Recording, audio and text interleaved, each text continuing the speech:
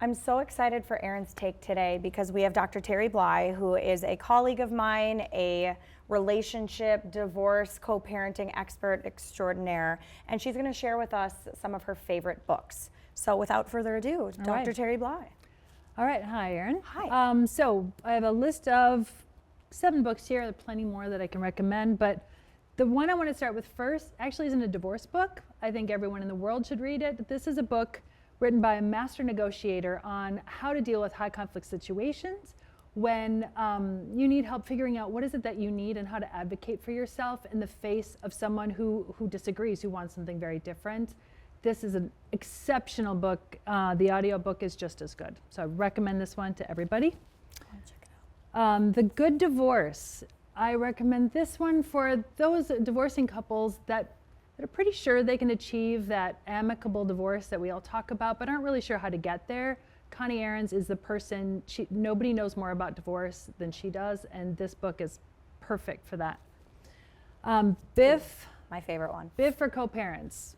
Erin and I agree that if there's one book you're going to read that you should read as co-parents, is this one. This one will walk you through how to communicate in person and in writing with your co-parent in an effective way where things don't get derailed and devolve into just being about conflict. Well, and BIFF is an acronym for how you're supposed to word communication with your co-parent, and it stands for brief, informative, friendly, and firm. That will never leave my brain, ever. He offers that. He also offers templates for going through emails and figuring out how to respond. So very valuable. Mom's House, Dad's House. I consider this the Bible for all co-parents. And this walks you through just about every aspect of post-divorce life when you've got kids living in 2 homes.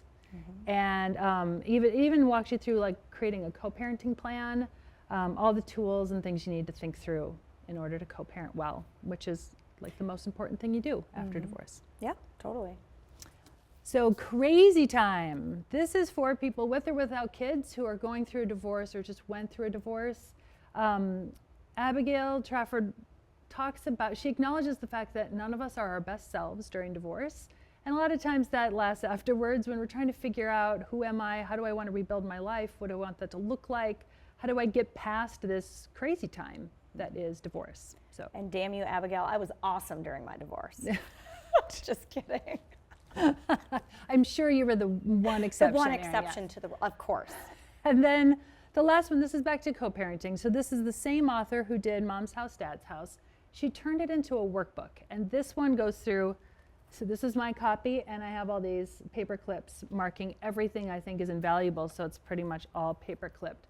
This one is very easy to read. It's bullet points. It's a workbook format. There are worksheets you can fill out.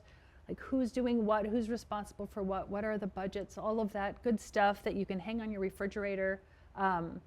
Can't recommend this one enough. I really pair this with Mom's House, Dad's House as essential reading for anyone co-parenting with an ex.